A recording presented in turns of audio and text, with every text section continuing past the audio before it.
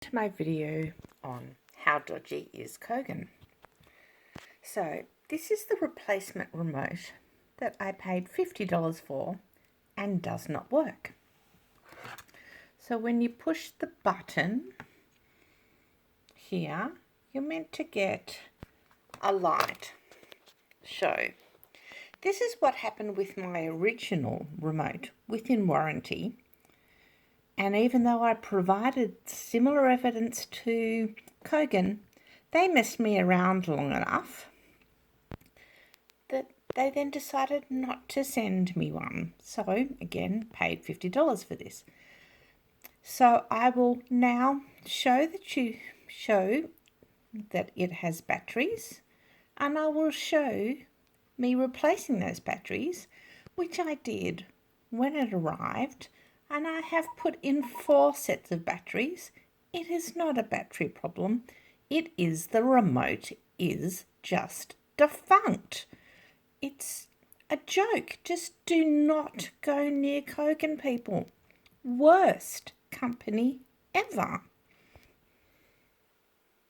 So here's the batteries.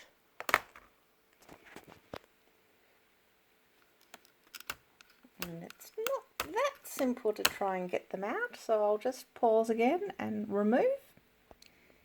Okay, so there the batteries out, and this is a fairly new set of batteries that I'm about to take another 2 out of.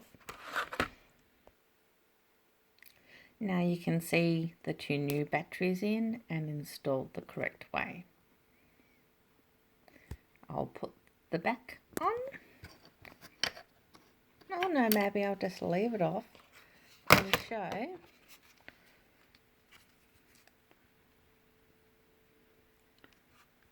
that when you point, nothing happens. The remote is dead. Dead, dead, dead. No life. Nothing happens. So, thanks for nothing, Kogan.